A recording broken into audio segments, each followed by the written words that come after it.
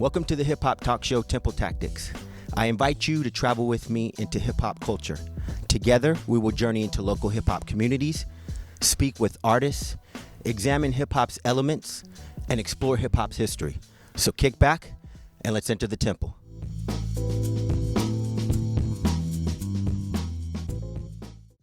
All right, so Temple Tactics. With us today, we have Tumex. Legend. Appreciate it, man. I appreciate the kind words and shit. Oh, man, thank you for being a part of episode 6 of Temple Tactics. Man, you were definitely one of the first people I put on my list of guests that I wanted to pursue, and here we are. Man, that's all you got to do is visualize it. And then, like Karis once said, right? Visualize yourself and put yourself in the picture. Ooh. I read his book when I was a kid, man. The one about, he had a book where he was telling you how to perform and how to wear loose clothes because it makes you look like you're working more, and to do this to your sweater because it looks like you work. Brilliant, bro. Brilliant. I read that shit as a kid, so, I've been studying hip hop since, I'm 49, so I've been studying hip hop since Sugar Hill Gang, you know what I mean? Man, so then you have a lot to say today. Oh man, if you got, homie, if you know me as a person, I talk a lot, so you're gonna have to cut the shit at some point. I hear you. So let's just jump into it. Yeah, for sure.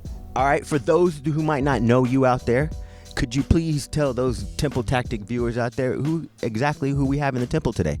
Yeah, man, my name's Alejandro Caña Jr. I'm from Los Angeles, California. Originally born in East LA, grew up in Mid-City, California, and yeah, man, I'm a recording artist. I'm known as Tumex, and I'm part of a gang of different collectives in LA. I've been blessed to be part of various bands, various crews. My first band was called of Mexican Descent that we started in 1991.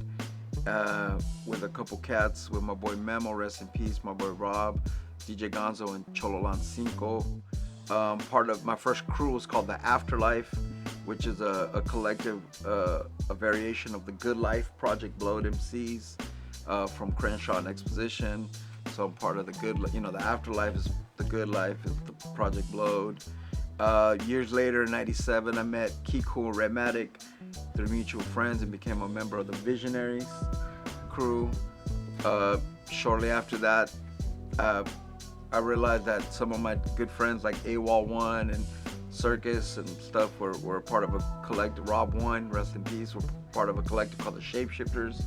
So I joined that crew, and man, just mad crews, man, left and right. You know what I mean? I've been in mad bands.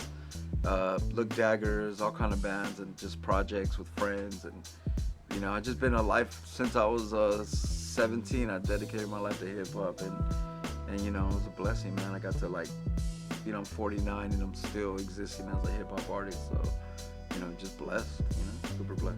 And very relevant artist, if I may, still very much so, as long as you've been in this game, if I may. For most MCs, graffiti artists, b-boys, DJs out there was maybe a particular song, an individual, or there was something that happened to them in life that had them go, yo, that's it. That's what I want to do right there. What was that for you? I mean, it's easy to say like Sugar Hill Gang, right?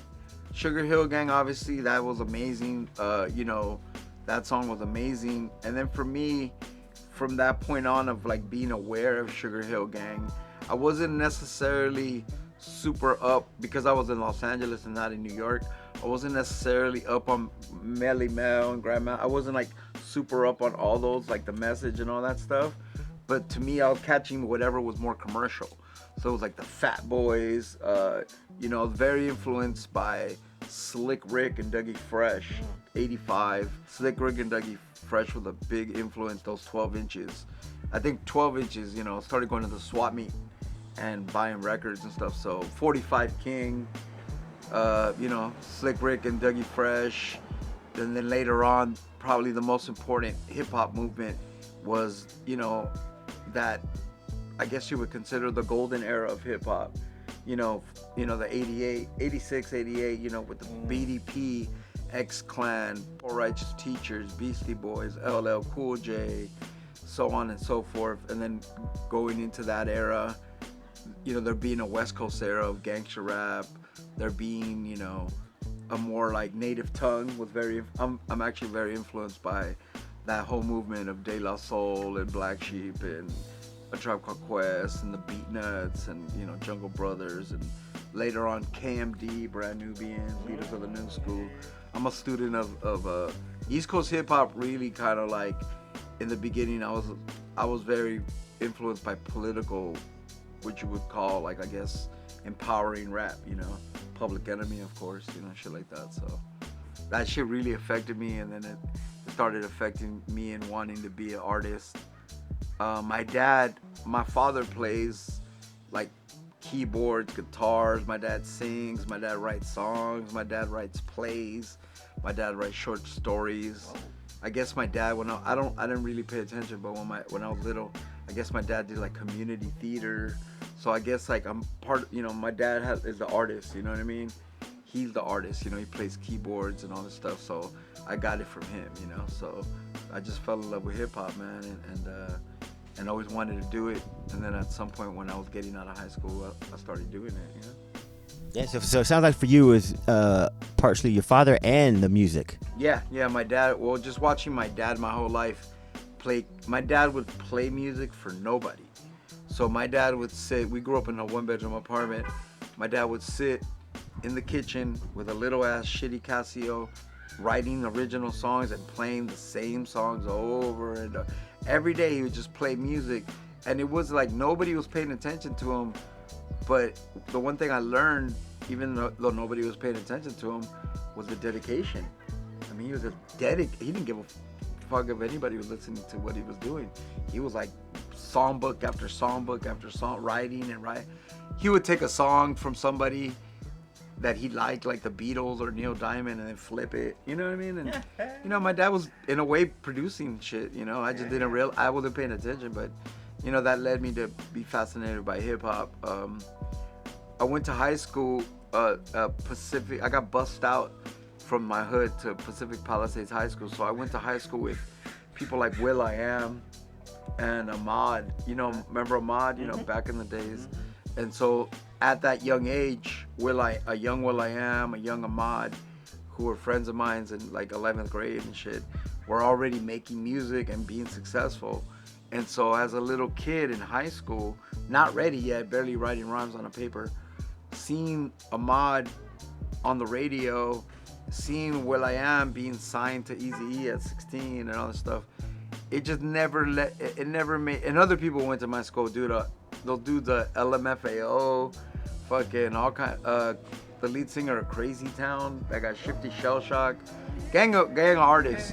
So like, as a little kid, I never felt like I couldn't do it, and that was really important. That Ahmad and Will and those dudes were doing it, because I never felt like I couldn't, and I think that's important as a kid to always feel like you could have done it. It was never an impossible dream, because shit, the homies right here doing it, and we're kids, and so that that was always made me feel like I could get it done. So when I got out of high school, I just kind of pursued it. So still sticking in that little area. In the rap world, there's MCs that have very unique names. And in fact, you were mentioning some of the groups that you belong to. Their name, Look Daggers, Sun God Sons. Where did the name Tumex originate from? When we were in 11th grade, my best friend Memo, who rest in peace, he was in the first. We created OMD. So we used to have a crew in high school. Like I said, being bussed out to what you would consider a white school. Mm-hmm. There was a bunch of Mexicans. We were all coming from different cities. We're all Mexican, but we were getting bussed out from different places. I was coming from Mid-City. Memo was coming from City Terrace. We had other homies of ours that were Mexicans coming from Southgate. And we were all like, getting to know each other. As Raza does, in a white school, you kind of end up being all friends, and being like a weird crew, where we're like this kind of crew. And we had, cholos, we had skaters, we had dancers, we had different kind of incarnations of raza, and so we were thinking of what to call ourselves as a crew. And I remember me and Memo going home on the bus, and Memo being like, "Yeah, man, we should call ourselves, as a crew, we should call ourselves Two Mex. Like, we're Two Mexican. I mean, you're only 16 years old, bro. You're not thinking too deeply, you know? So you're like, Two Mex, man, like, we're Two Mexican. We're like, we're too short. We're Two Mexican." And we're like, "Yeah, that's dope."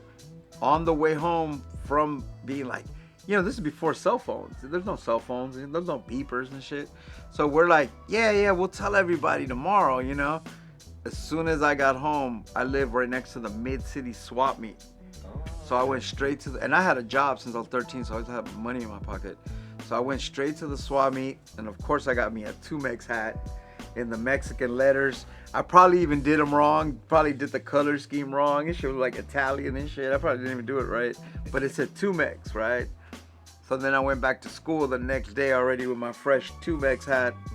And before we could really tell everybody, fools started calling me Two-Mex. They knew I was trying to rhyme. And so people so then it was quickly within like a day, it was like, well, fuck, you're Two-Mex. So now let's come up with another name. And then we ended up coming up with a Mexican Descent. Oh, okay. And so that's where that came from. And even though in this crew of Raza, not everybody was Mexican. The fools were from Salvador, you know what I mean? Guatemala, you know what I mean? Like I'm telling you. So it was like, but regardless, me, Memo, or my boy Rob, we were of Mexican descent, and I was Two-Mex, just based on that. And then later, we picked up our neighborhood DJ. His name was Gonzo. He was like 5 years older than us, so he had turntables and records, so we could practice with him. And then shortly, right when I got out of high school, the moment I got out of high school, Gonzo, who was I think he was like a basketball coach at LA High School in LA. He was like, "Yo, this dude, we have this homie said that the best Mexican rapper in LA High School is this guy named Render, Cholo Lancinco. They call him Render." And they were like, "Man, we should invite him over to see if he wants to rap with us." And so I met Cholo Lancinco. He was on some, he was like, "I don't want to join your group, but I'll kick you. I'll hang out with you, but I don't want to join your group." And then, dude, me and him just clicked. Memo, with all respect, Memo and Rob weren't really rappers. They never could rap. But so they fell by the wayside, and it just became me and Cinco, because Cinco could really rap. And more importantly, Cinco could freestyle. I couldn't even freestyle back then. He could freestyle, and he was really talented, man. This guy was amazing.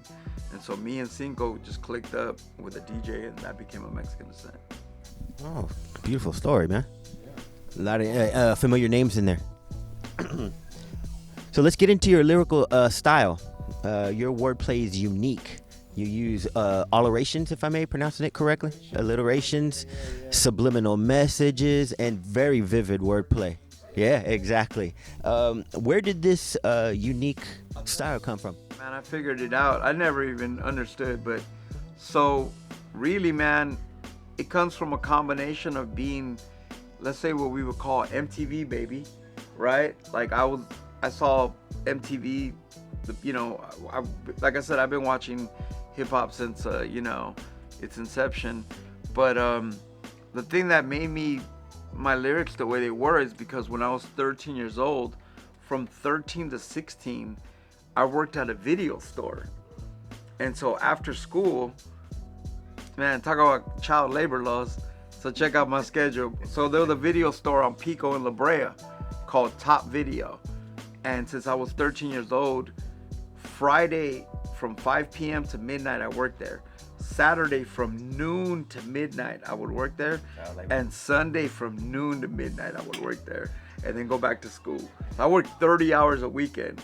But imagine back in this is before Netflix, before YouTube. Imagine working at a video store and watching 12 movies a week for 3 years. Every single movie, for movies from England, movies from fucking Japan, anime, all kinds of shit. So, dude, imagine movie after movie after movie after movie just pressed into your head for 3 years, bro. Like thousands of movies. So I became what you call a cinephile, and I started reading, bro. Started reading a lot, and I was really influenced by what you call K-rock music. You know what K-rock music is out here? KROQ, which in the 80s was real big for what they called the New Romantics, the British invasion of like The Cure, The Smiths, Duran Duran, Depeche Mode, what they call new wave music. And so I was real fascinated by British new wave music, so that's another language. Then I was fascinated by Monty Python, British humor. And so I think that's where I got it. So between being Mexican, growing up in a black neighborhood, being influenced by white culture kind of and shit, it was a hodgepodge of being Mexican, growing up in the hood, and being exposed to all this shit. So I think I used to like to read, bro. I used to read a lot. And so reading, I think, is important because I used to really buy books all the time and read. And so, yeah, I think that's where, I think the movie thing, though, affected. And then once I started hearing KRS-One and X-Clan and all that, I was like, yeah, man, where's the, you know, I used to be like, after hearing KRS-One and Public Enemy, I was like, where's the Mexican Chuck D? Yeah. Where's the Mexican KRS-One? Where's the Mexican Wise Intelligent, you know? And so, little did I know that while I was looking for that, you kind of like slowly started morphing into that, you know? As you're like looking for it and wanting to be something like, I never want, like the first wave of Chicano rap, which I consider Kid Frost, the OG, like Kid Frost and Lighter Shade of Brown and all that. Yeah, shout out to them. And Frost is my homie, man. I got love for Frost. He's a G. He's actually the godfather of Mexican rap. But at the time, I'll tell you this, at the time, I was so kind of like, I used to go to church a lot, and I was very anti-gangster and shit. So at the time, I didn't take to Kid Frost and Lighter Shade of Brown. I mean, so I just did in the first wave of Chicano rap, Latin Alliance and OGs like ALT and all that shit. I didn't really like take to the first wave of Chicano rap because I just kind of was like, I was already stuck on deeper thoughts, you know? And so Chicano rap, by the time I started making music, my music was coming out more influenced by, let's say, East Coast 88 rap and De La Soul more than it would be like, you know, LA, West Coast gangster and shit. And so I think that's why my shit came out the way it did. You know? Makes sense. I like the way you said how I was expecting you to say music, but you immediately went into movies. How movies, you know. Affected my verbiage is, you know, watching. I used to watch a lot of TV shows from England, bro. Monty Python's Flying Circus, this shit called The Young Ones. Those shows would do these things called the theater of the absurd, where they would make you, everything that you think is normal, the way they would do it, they'd be like, look, stupid, there's a camera right here. I don't know if you've ever seen, have you ever seen Monty Python and the Holy Grail? Yes. You ever seen the last scene in that movie? How it's like a whole movie where they're looking for the Holy Grail from Jesus Christ. And then at the end of it's a comedy movie, but at the end of the movie, the last scene, they're about to get to the place they've been wanting the whole thing, and then the cops come out of nowhere and shut the movie down, and then you see that it's a movie. It's called breaking the fourth wall. So that kind of shit fascinated me because I was like there'd be these shows called The Young Ones where it was these four dudes. One dude was a hippie, one dude was a punk rocker, one dude was like a hustler, and the other guy was just a weirdo. And they would, like, let's say they all look different and they're all different guys. They would walk upstairs, and then 10 seconds later walk back downstairs. And by the time they walk back downstairs, each of them would be the other fool. And the rest of the episode, they would live like the other fool. So the hippie would be the punk rocker, and it was like, what the fuck is this bullshit? And so when I would watch that, it made you think outside the box. Like they would be, like there was a part where they went to go be on a game show, and then they're talking to this like real pale guy, and they're calling him Bambi, fool, like Bambi, like the deer, and they're like, yeah, sorry about what happened to your mom. And now that dude is Bambi, fool. Like instead of like, you know, he's like, they'll just be like, for this episode, this dude is Bambi, and you're like, huh? And you're like, he's Bambi, fool the deer. And so they talk to him like, oh, I'm sorry, what happened to your mom? And so it was like, it was shit that would make you think like, damn, there's so many other ways to approach things that come from left field. There was a famous radio show in LA on I'm trying to think, KNAC, and it was called the Dr. Demento Show. You ever heard of Dr.? Yes, yes. I'm a big Dr. Demento fan.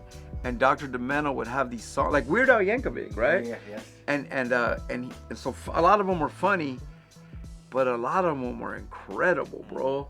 Like he would be like, yeah, he'd be breaking boundaries. He'd be like, the next half an hour, all the songs are about food. Songs about food. And be like, the next half an hour, all the songs are about cars. And so it just made me think, like, fuck, dude, you can make songs about, like, in the world that I saw at first, it would be like, well, you have to be a Chicano rapper. You got to be I'm proud to be brown, mecha, you know, Chicano pride, Aztec culture. And then it was like, nah, I'm that, but I'm a lot more too. I'm funny. I like women. Who I like, you know what I mean? I never wanted to be put in a box.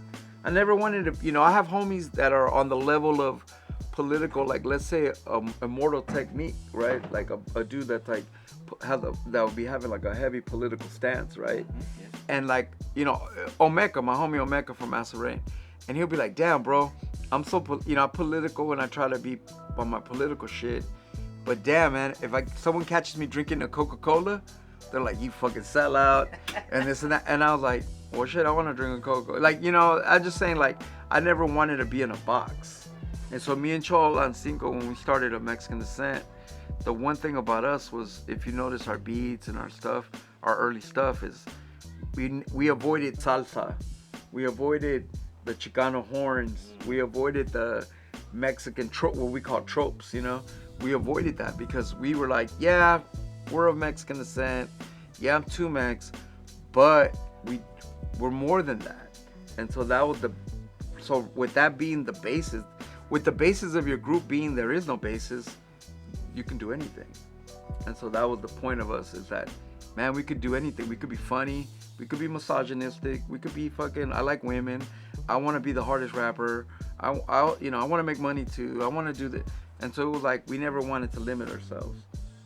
And so that was the basis of our group. Yeah. You have some very good stories about everything, how things have come about, like origin stories. Yeah. Well, you know, I'm about to be 50, bro. Yeah, for sure. I'm there too, 52. You know, you got your, if you don't got your origin story type by now, you know what I mean? Yeah. So let's kind of go in that area, and also about the lyrics you were talking about. Your understanding, your devotion, and your scholarly knowledge of hip hop is very evident in your music. In fact, your album Over the Counterculture, the opening track, once again, if I'm not mistaken, you're paying homage to Public Enemy's Bring the Noise, right? On the The hook back. Yeah. Once again, back is the incredible. Yeah. So, looking at that and minus this, gentlemen, who are your lyrical inspirations besides PE? Man, it goes, like I said, I think my first inspiration was Slick Rick. I think The Great Adventures of Slick Rick is one of the greatest, top 5 greatest rap records of all time. I was influenced by Slick Rick, Big Daddy Kane, Karis One, Wise Intelligent, X-Clan, Brother J. Very influenced by Pasta News from De La Soul, Tribe Called Quest, Black Sheep, Grand Puba Theodore. A lot of people don't understand when I tell them, probably my most hardest influence, even though I don't sound nothing like him, is Grand Puba from Brand Nubians. I was really influenced by him because in one verse, in one 24-bar verse, this fool's making you laugh. This fool's dropping knowledge about 5%. This fool's talking about women. This fool's talking about how dope he is. This fool's talking about, I mean, everything. He can, and I was always like fascinated by that because I was like, damn, man, that fool's doing every kind of hip hop in one verse, you know? It's funny, it's dope, he says clever shit. And then, you know, going back to what you said about alliteration, I got really into that. I started writing, I was real fascinated by the way the words came out. and like the smoothness of the way language comes out. And so I started practicing alliteration. I got really into it. Somebody gave me a book. I think one of my first girlfriends gave me a book called Word Circus, and it was just all like poems and alliteration and off the wall shit and off, like you can't rhyme orange, door hinge, war range. You can, like that kind of shit, word games. And so I started writing alliteration at a young age, and I was like, dude, I was just on and on, manifesting Mexican, the matador, a metaphor, When we walk, wrong, right, with, wide, with, was, water, wet, when we, I started just fucking like, it didn't matter if it made sense or not. I was just word gaming it. And then I just started putting it into my shit. And then, people didn't really get it, or like, you see a chubby ass Mexican fool, they're like, hip hop is black, fool, what the fuck are you talking about, I remember all my friends being like, I don't get it. I remember my friends clowning me, taking my lyrics and be like, exchanging acronyms for accolades. What the fuck does that mean? Like, they're listening to gangster shit, and I'm over here trying to, say shit like that. And I was like, figure out what those two words mean, and then it'll make a lot of sense to you. So it was like that. It hit a point where like no one's understanding what I was saying, but then luckily for me, I didn't quit. You know what I mean? I didn't quit because it was easily to be deterred at first, and easily like not people never felt. I'll tell you, man. All my records, B-Boys in Occupy Mexico, Mind Clouders, those first 3 or 4 records, when they all came out, nobody was tripping too hard on them. They would always get, if they would be reviewed in magazines, they'd all get like a C. No one really cared about them. It wasn't until years, every album I put out 3 or 4 years later, then fools were like, yo, that shit is hard. And I'm like, yeah, that shit's old, you know what I mean? So it was like I realized that after 10 years that I was like, yeah, everything I make doesn't hit for a while. It just didn't hit. So then I didn't worry about it. I was just putting out record after record, like, you'll get it in 5 years, I guess. I don't know, like the New World Order shit that we would talk about, like no one, that's bullshit, And then it's like, now look at the internet, bro. Everybody's on that shit. Everybody's awake, So, we just didn't want to, luckily for us, because of the good life, we found like-minded rappers, no matter if we did the same style or not, because we didn't, but we found at the good life, Freestyle Fellowship, Medusa, Volume 10, Abstract Rude, Hip Hop Clan, CVE, and 50 other bands that all were doing their own thing too. And so we were like, you can do your own thing. You can be you. You can be. Over here is Pigeon John on some Christian shit. Over here is the homies on some Muslim shit. Over here is Menace Clan on some gangster shit. Over here is these fools on some Mexican shit. And so it was like everybody could be them.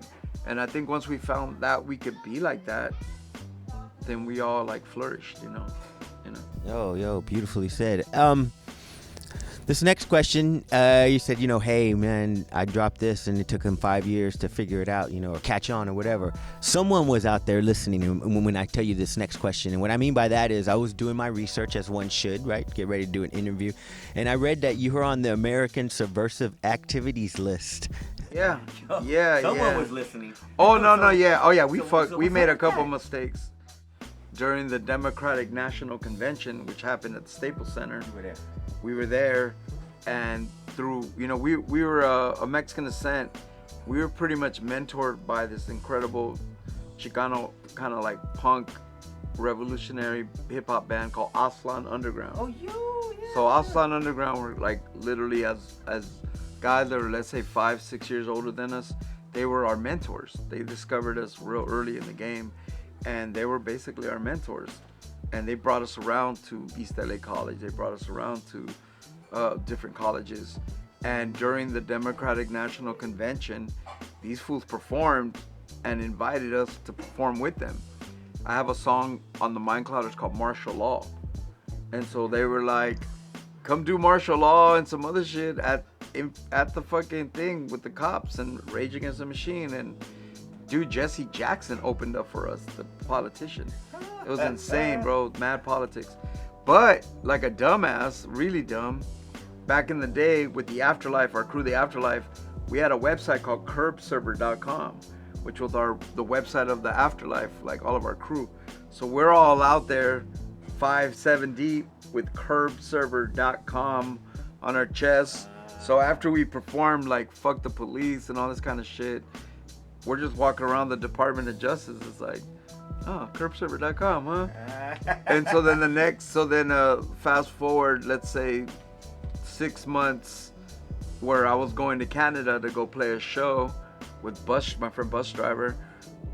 We land in Calgary, and right when I land in Canada, you know, I pull out my passport, and you know, you swipe the shit, and that shit went brrr. And I was like, brrr. And the dude's like, oh, step into this room real quick. Just step into this room. I was like, all right. Man, they had me in that room for like 4.5 hours, bro, at the airport. And then they came out and they were like, yo, you know, this and that. They're like, we can't be here. You know, they start going through your history of like, you know, you have a misdemeanor for this and that. They start going through your criminal record, whatever, which I had like a couple misdemeanors, nothing serious, never been to jail. And they literally were trying not to let me into Canada. And they had, you know, I got a show. I've been at the airport for 4 or 5 hours, and basically that time they charged me money and said you can't come back to Canada. And I was like, okay, whatever. Did that, and then tried to come back 2 or 3 times. And there's times where I flew in from San Francisco to Canada, flew me right back. You know, Toronto, flew me, and I was like, fuck, I can't get into Canada no more. And then basically I have a personal friend of mine who worked for the Department of Justice, and he was like, hey fool, you're on the fucking American Subversive Activities list. And I was like, what is that? And he goes, it's just George Bush was the president at the time. He was like, you're on this list that says that you can't get into Canada because you're the American Subversive Activities list. And I was like, yeah, and so for 8 years, I couldn't go to Canada. 8 years, yeah, until the next presidency. So the whole time that, from 2000 to 2008, until Obama became president. So then for 8 years, I couldn't go to Canada, so it hurt my money, you know? I could go other places, but I couldn't go to Canada. So then 8 years later, a friend of mine, I think from the Living Legends, was like, hey, I got a lawyer that can help you. And so I gave him the lawyer money, and then a couple days later, the lawyer just gave me my money back. He goes, no, you're good now. It ended. It ended. He goes, it ended after 8 years. That's a cool story. And but for 8 years, yeah, I was on some list that, I guess from performing, you know, at the Democratic National Convention against the government, I was on that list, you know, but you know, that's the kind of shit that, you know, we had a couple run-ins with the CIA. Look Daggers, same shit with Look Daggers, man. We were on the radio. Do you remember that dope show, Divine Forces Radio? Yeah, with Fidel. Yeah. So we would be on that show. I think we're on the last show ever. Like, so it was like the goodbye show. So they were going off the air. So they had me and Bamboo and a bunch of revolutionary MCs rapping. And I don't even think it was me, but somebody said some shit. And 2-3 days later, Fidel called me and goes, hey, the California Secret Service was here, came to the station, sat with me. We listened to the whole show. They fucking wrote down notes for hours, and they asked for everybody's number. And so they called Up Above Records. I happened to be doing a in-store at Amoeba Records, and literally they were like, oh, we're gonna go. And so like I had to talk to the California Secret Service, and basically I had the California Secret Service reading back like my lyrics to me. They were like, who said this? Somebody said something. It wasn't me. I don't think it was me because I don't remember the rhyme being mine, but somebody said something up to the effect of, I'm gonna lay George Bush's daughters down, you know, like, you know, some shit like that, right? So I was like, oh, but you know, I'm not gonna tell. You know, I ain't telling nobody, homie. So I was like, look, homie, it was an improvisational round robin, and I don't know, homie. And then he goes, which lyrics are yours? And dude, no joke, the California Secret Service was reading my lyrics back to me, bro. They were like, this fucking hustle is a mind heist. bootlegging copies of Zeitgeist. I don't deny crack. I was like, this shit's crazy. I was like, damn, these fools are reading me my lyrics. But you know, they were just like, we're just letting you know that whenever somebody complains about, whenever you say anything about harming the president or their children, then by law we have to just look into it. And I was like, cool. I was like, you know, it wasn't me anyway. But I was like, so you know, yeah, man, I have my issues. You know, we had our issue. You know, even recently with the Visionaries situation with the last Visionary record, I once again with the California Secret Service, because I said what I say? Oh, it took the cops to kill Nipsey for you to go visit Crenshaw. So I said that in a song, and so they were just like, you know, where do you think you get that information from, and this and that. I'm like, dude, I'm an artist. I'm song lyrics. You know? It's called creative expression. I can say anything, fool, you know? And so that's it. So yeah, back in the day, you know, when you, like I said, once again, when you put yourself in a position of revolutionariness, you know, early Psycho Realm, Immortal Technique, those kind of people, you quickly find yourself, when you draw that attention, you know, you just got to understand that if you draw that attention, then you just have to deal with it, you know? It was what it was. So those that are wondering exactly what his lyrics, I mean, he's giving you pieces of them. If you want the full spectrum, go to his Bandcamp. He has everything there. Yeah, I have all my stuff is on. See what he's talking By about. the time you hear this, yeah, I've got about 11 or 12 of my records on all streaming platforms or Bandcamp if you want to actually download them or whatever. I also have a book. It's called Word Murder, and it's kind of I would say just a loose collection of 80 or 90 songs, and it's called Word Murder, you know, and so there's that too, you know. Well, let's just go ahead and go to that then right there. Yeah, and in 2021 you released a book. It's right here in front of us. Oh, okay. 70 poems, 30 unreleased stuff, a bio. Why a book at this particular time in your career? It was more, I've been wanting to write a book of rhymes for a long time because people have always been complaining because I was always so late. Like, man, I wrote my rhymes on random pieces of paper, on the back of pizza boxes, on, you know what I mean? Like, all my rhymes, they never make it to, I just write them, fool, and throw them away. Honestly, there's other people that have, whoever owns studios across the city, they got my rhymes. All my real rhymes are in other people's studios. You know, I leave them on the wall and just walk away, you know? So by the time it comes time to put them on to write them on when you would press up a CD or a shit like that, none of my albums have the lyrics on them. So people always wanted them. So this guy named Parker Pubs from Texas hit me up and was like, hey, I'm currently writing helping Micah 9 write the Micah 9 book and CVE write the CVE book. And he just actually, in a way, he did it for me. He actually, I told him what rhymes to grab. He wrote like most of the rhymes, and then since he lives in Texas, we just had a bunch of long phone calls, like 5-hour phone calls where we just edited, make sure all the spelling was correct, make sure the meaning was right. He would like read back rhymes to me and be like, I don't know what you're saying here, and I'd have to look them up sometimes and to get the exact vibe, you know, because you don't remember everything you've written. I've written 600 songs, bro. So it was like, so we just would get together on the phone and make sure that everything was the right idea and everything was correctly the way it was. And so he did most of the heavy lifting on that because I was already actually going through issues with my eyesight. So yeah, he kind of really did the heavy lifting, and we edited it correctly and put it out, you know, and it was just something nice. There'll probably be maybe one more in the future like that, and then another one that'll be more like, with more like storytelling of like ill stories, you know what I mean? There's a lot of stories I want to tell, but then there's like, it's a weird line between, there's a lot of funny shit, but then as adults, you know, as grown-ass men, a lot of the stuff you do when you're young, it's not that you're not proud of it, but there's a lot of stuff that what makes the stories fresh.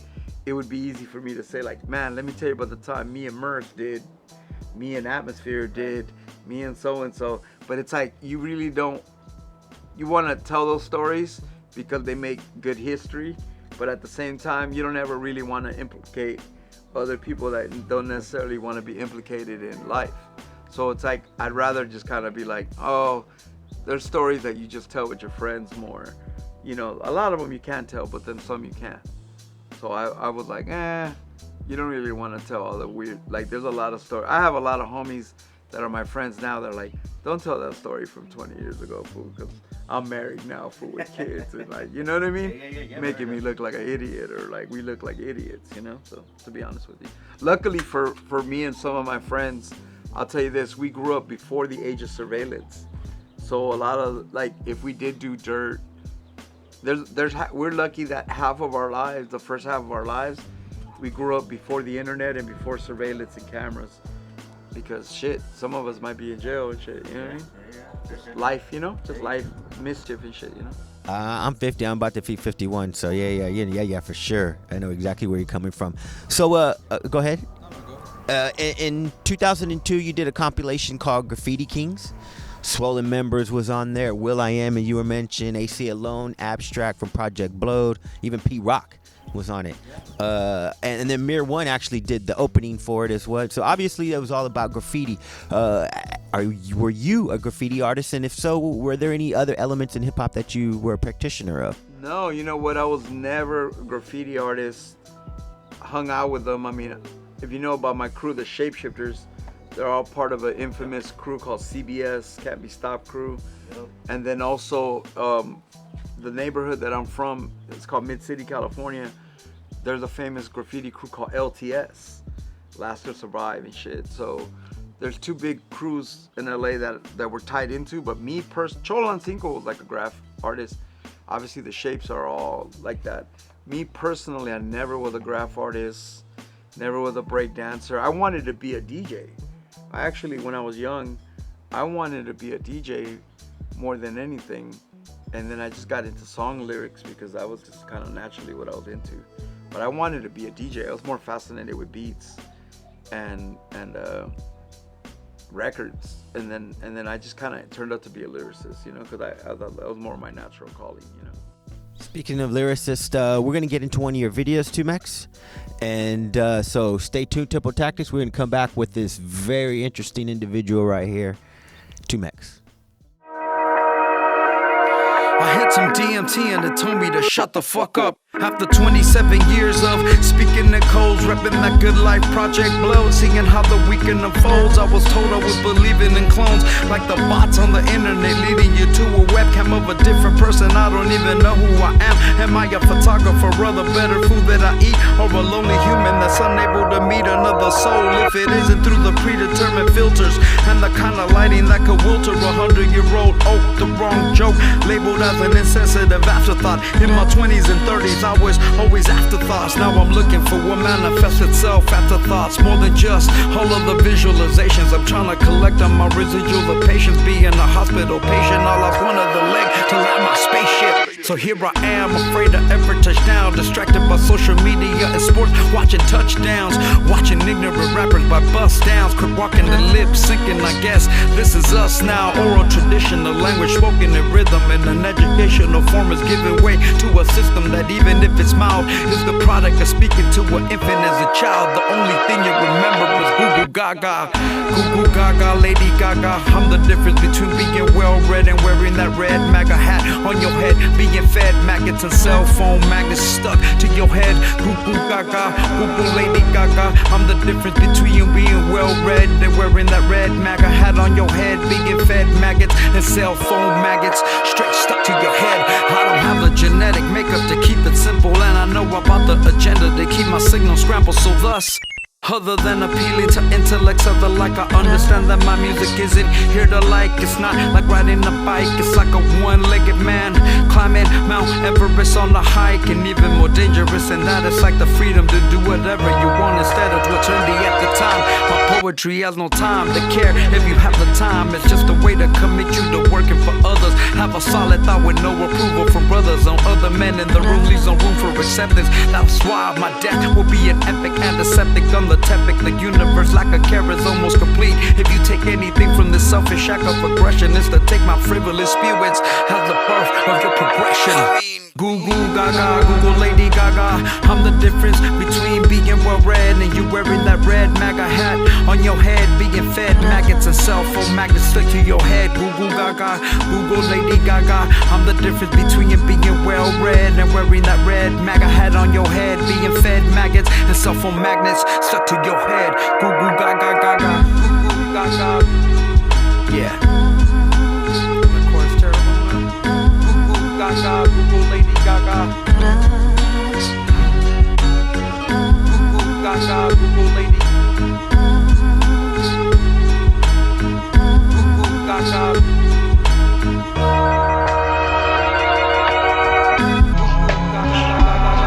Yeah.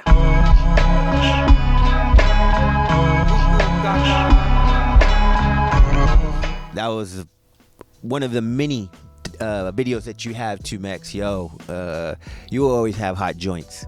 So I hope y'all enjoyed that video, and let's just get right back into this Tipple Tactics.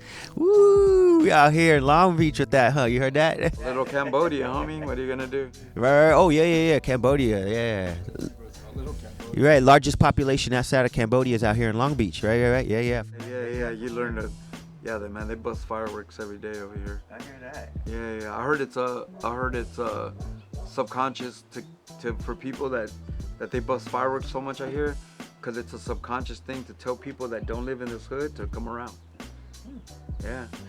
Cambodians told me, they're like, oh, they bust firecrackers all the time because it's like a subconscious, so that if you're not from here, you always hear shit like that. You're like, what the fuck?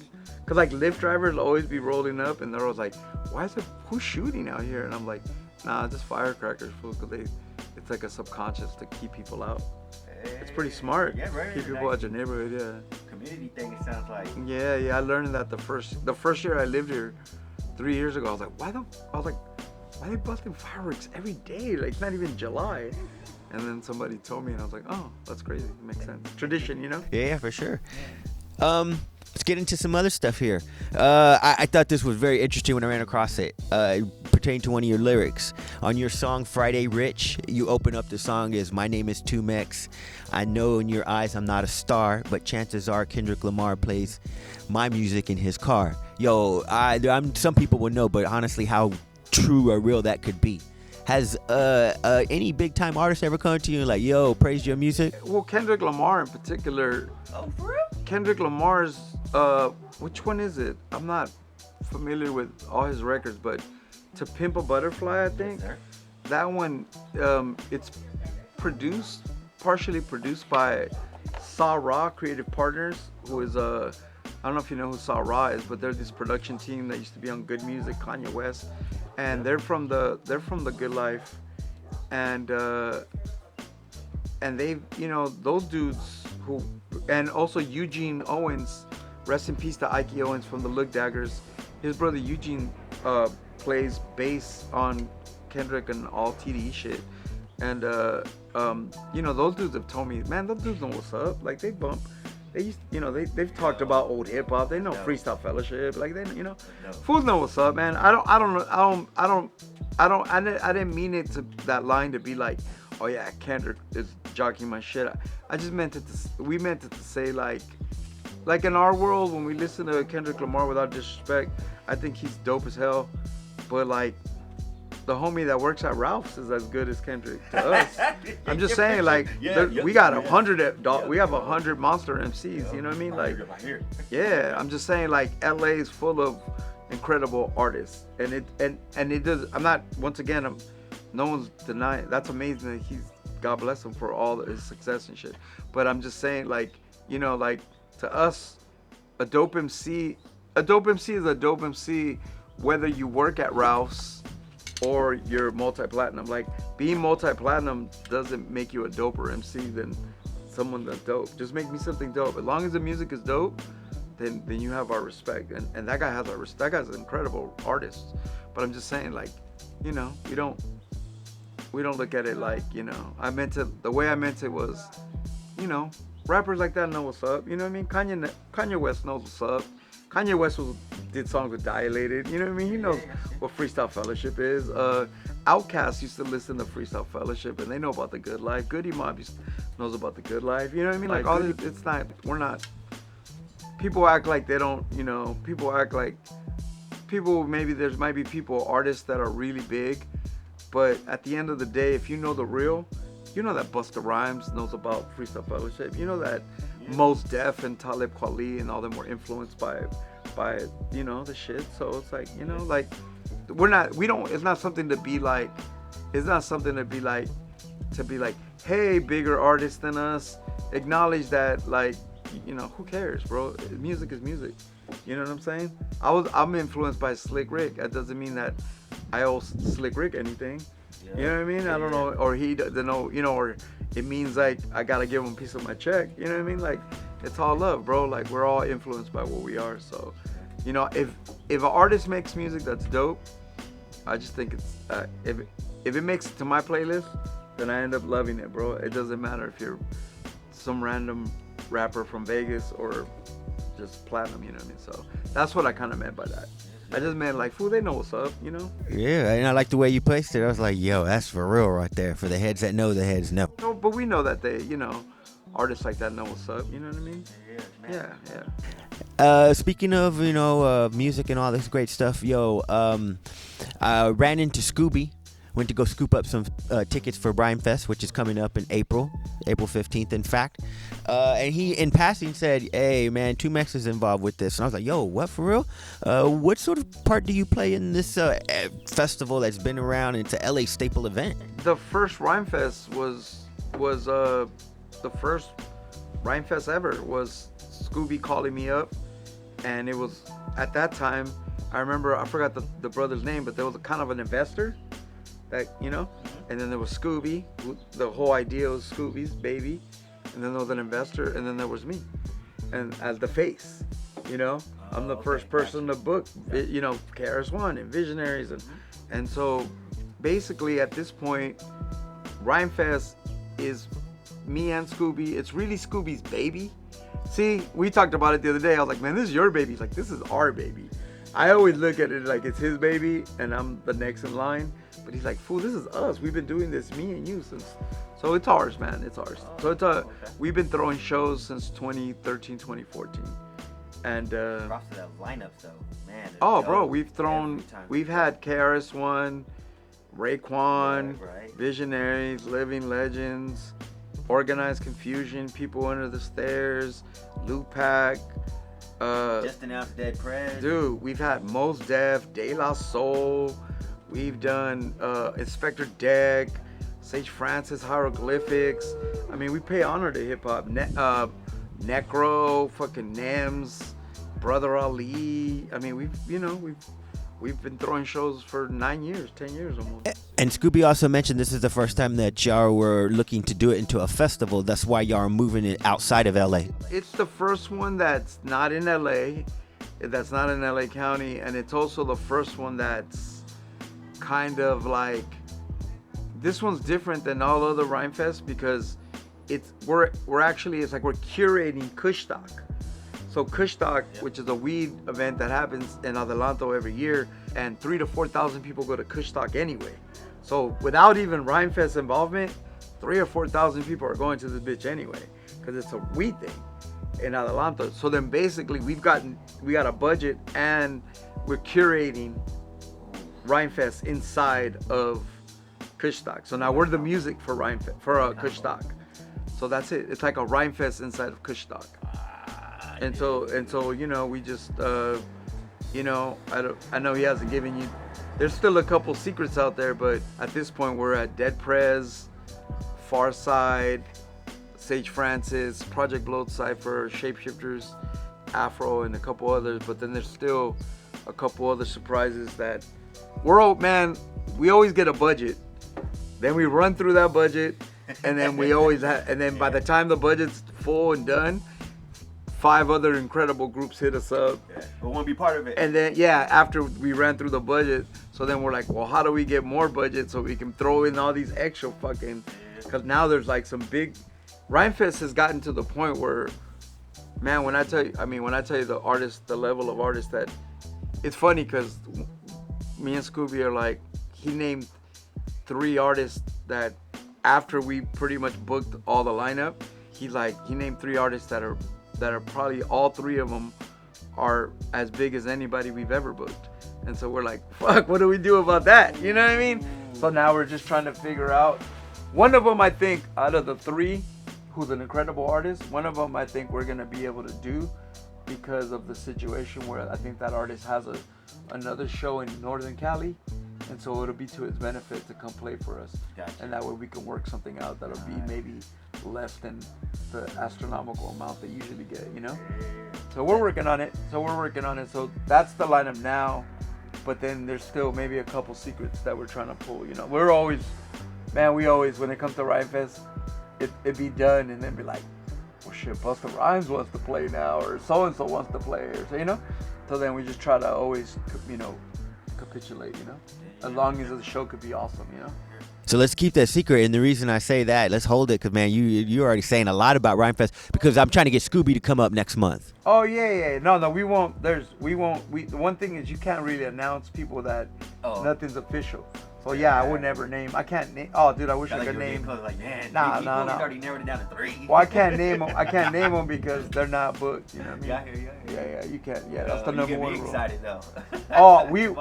Dude, when he said that, some of them, he even named other ones that to me were mad exciting, that were kind of like, we can't really do them because even though they're mad, he named groups that to me are exciting, but let's just say, it's not saying that they're not worth it because they're all worth it, but he named groups that are so obscure that me personally was like, oh my God, are you serious? But they're not really, it's not something that can be done, you know, because and it ain't money. It's just more like, there's no room for that. You know what I mean? We always have that where like the show's booked and then like 48 hours, other dope ass artists come into town. And we're like, by the way, you know, so Dot X and El the Sensei and so are in town and they want to play now. And you have to kind of like, you know, so there's always that, you know what I mean? Yes, sir. So there's a couple artists that are pretty big that if we can pull one of the 3, there'll be a new headliner. So we're just like, we'll see how it works out, you know? Can't wait. One of them's like beyond amazing, and we're like, really? They want to play? Like they called us, they want to play, and we're like, they want to play? We're like, what? Like one of them's like multi-Grammy award winning type shit. We're like, really? Y'all up in there now. Yeah. So I think that's just a tribute to the fact that people know the brand as a good, real hip hop brand. Yeah. And real hip hop gets harder and harder to book, you know? Yes, sir. You know what I mean? Yep. There's gotta be, you know what I mean? It's like, we've been blessed. Like I said, the more when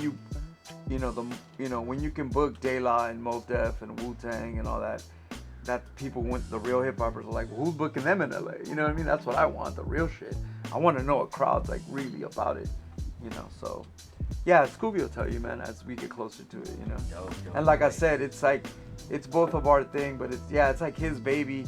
I always just say it's his baby and I'm like his partner, but he's just like, this is our shit. So, you know, we put in a lot of work on that, you know? Speaking of groups, you've been talking about the Visionaries. This month, on the 24th, is your anniversary of the 19th anniversary of Pangea. Yeah, third Visionary album. How does it feel to have such a strong album out there, still fresh in our minds, still being played, and long lasting? Well, that's the thing, you know, like we, you know, in the past, I'll tell you something, when we were coming up in the, you know, in the 90s and in the early 2000s, we had many, maybe not many, but we definitely, me as a 2Max, Shapeshifters, Visionaries, we all had opportunities to sign with major labels, you know? Everything from Columbia Records to Maverick, Madonna's label, to all kind of labels. We throughout the years, we were approached by many a real record label, like a label. And every time, contracts are garbage, because record label contracts are garbage. And when you're in a band with 6 people, and they're only offering you fucking 18%, and there's 6 of you, fool, you're gonna make a record for 3%? No. So it don't matter. So the weird part is, we always felt in those days, we weren't sure we were making a mistake by never taking a chance to go on a major. And then now in retrospect, we're ever so blessed that we never did, because we own everything. Like me personally, the fact that I've been on 6 or 7 indie labels that pretty much, whether they still exist or have folded, all of them have all given me all my records back, you know, from every label pretty much, except for one. I made one mistake. I have one album out of all my 20-something records which I will never be able to own, and that's the Tumex self-titled record, the one with the Return of Fernando Mania and Baby I Ain't Joking. It has your big face on the cover, right? The only record that I guess I was young and I signed a contract, and I've gotten lawyers and they're like, dude, this contract you signed, they own this record for infinity, in every form, in the future, into outer space, in the galaxy. Like, they're like, you fucking signed this record does not belong to you. And they're like, how much did you get for this record? And I remember being like, I don't know, like $18,000 or something. And they're like, they own that shit, homie, and you will never own it. So I've luckily, out of 20-something albums, I made one mistake. And that's not that bad, you know? One time as a young person, I fucked up. And me and AWOL, there's one record like that. But we pretty much bootleg our shit anyway. So like, we bootleg our own record. So fuck it, we still make profit off our own record. But that was the only mistake we made. So it was like, you know, in retrospect, being indie turned out to be the biggest blessing of all, because I can constantly maneuver with all my music. I can be like, put it all on Spotify, put it all on this. Somebody wants to pay me to license it for a movie, boom, I can, or for free. You know, people are like, can I use your song? Yes, no problems, you know? It's like the fact that I can administer my whole catalog other than the Visions, because Visions administers as a group, but other than the Visions, you know, I can administer my catalog. That's the biggest blessing, bro. And to be honest, now that I'm older and living the way I live, much slower, those royalties, man, like, they're not a lot, but fuck, they come in handy, bro. The fact, if I was on any of those records or on majors, I'd never get anything, dude, $1. I know so many artists that are signed to Warner, Sony, ABC, and they're like, yeah, my record was hot for a minute. Yeah, maybe at some point I got 50K. Yeah, whatever. I don't get shit. Whereas every single day, you know, my rent can be paid through my art. And as long as I promote it, and as long as my music still makes people happy and it's relevant, then I'm so lucky, you know, that I'm glad, you know. So I think that was the biggest thing that we thought was a mistake, but it turned out to be a blessing, you know. You MCs and artists out there, listen to this man right here. That's giving you some jewels right here. He's a legend. Own don't ever give away your stuff give it out, like, give your music out for free, like, let people listen to it. But as far as, you know, signing it away, always sign something that you can get back in 2 years or something, you know what I mean? You know what I mean? Don't, I'm not telling you to not take money. Get money if you need the money to live, but always make sure that, you know, that it's something you can always own again, you know? This question I ask to everyone that comes through Temple Tactics. What does hip hop mean to you? Man, hip hop is meant everything to me. It's meant freedom, you know, it's meant independence, it's meant, hip hop was like my escape, you know what I mean? It was my outlet and my passion, man. It was like, hip hop has been the key to my life. If it wasn't for hip hop, I would have never gotten to go to over 20 countries, you know? Hip hop took me, somebody that barely graduated high school, went to one semester of community college, and hip hop took me all over the world, you know what I mean? Hip hop took me to Czechoslovakia and France and Germany and Austria and Switzerland and Sweden and Spain and Cuba and, you know, all over the world, man. And so it was a passport, it was freedom. It's, you know, it was, you know, it was like, you know, helped me get self-respect, self-importance, you know, it's, you know what I mean? It taught me, it showed me people all over the world, and I have friends to this day, whether I still make music or not. I have friends all over the planet, You know what I mean? And I got to like learn about different cultures, you know, see a lot of things, you know, and you know, this music industry is just different. There's the music, and then there's the industry. The industry is the music itself is amazing, you know. You know, and it's one thing I wanted to say was, you know, it's nice to be important in this game, but it's more important to be nice. You know what I mean? And it's more important to just be kind. And I think kindness is one of the things I learned, that hip hop is gracious. You know, there's a level of respect. B-boys respect B-boys. Graffiti has respect. Graffiti has all the wildest in the hip hop game, but graffiti has respect. Graffiti has dancers, you know, and DJs and MCs respect each other, and you know, it's, you know, for me, it's just hip hop has been everything, man. It's what, when I pass away, it'd be like, he was hip hop, you know. It was like, that guy made hip hop. That guy was hip hop, you know. So hip hop is everything to me. Words of wisdom. 2Mex, legend right here, man. Thank you for coming to Temple Tactics and breaking things down for us, talking to us. I appreciate you guys, man. I appreciate you guys for upholding the culture in the right way, man. Because it's every day, you know, there's different forms of hip hop, and this form is really important because you're honoring the classic, you know, the origins and the correctness. So anything I can do to help, I appreciate you guys, you know. Oh, thank you. 2Mex right here, Temple Tactics. But do stay tuned. He did say he has a treat for us, so stay tuned.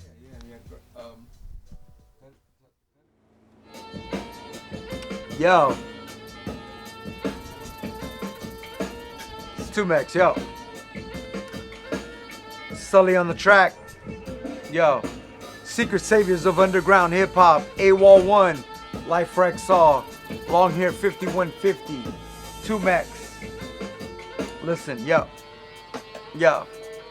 Hey, yo, Instagram is the devil and Facebook is now meta. Psycho Rum Mask is my new V for Vendetta. Wish I had never met ya. Brown Beret met ya. Hecha Leganas, Pornhub and X Video got us.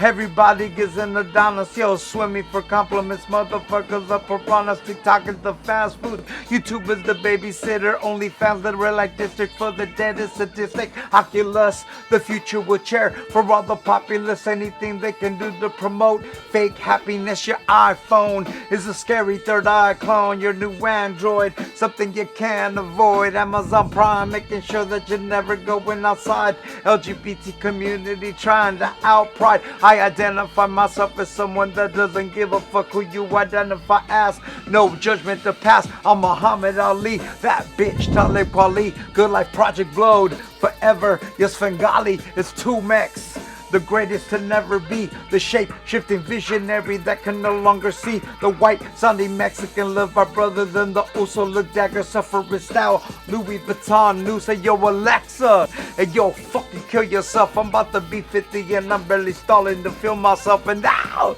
this song is brought to you by Instagram. The How Does My Ass Look Funhouse Mirror that's secretly stealing your soul. Listen, yeah.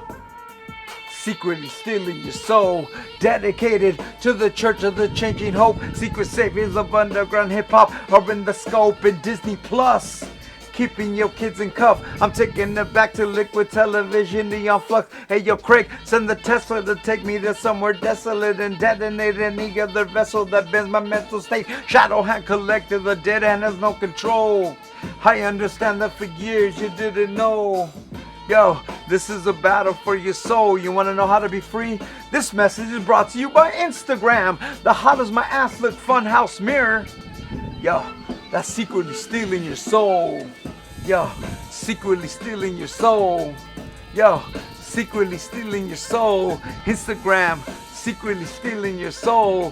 Instagram, secretly stealing your soul. Instagram, secretly stealing your soul. Instagram, secretly stealing your soul. Instagram, secretly stealing your soul. Instagram, secretly stealing your soul. And now, Secret Saviors of Underground Hip Hop, 2Mex, going down. Temple Tactics, homie. Original. Let's go. Yo, that was 2 Mex. Word up, man. Word Give up. it up to the legend, Tempo Tactics. Peace, man. Thank you for having me, man.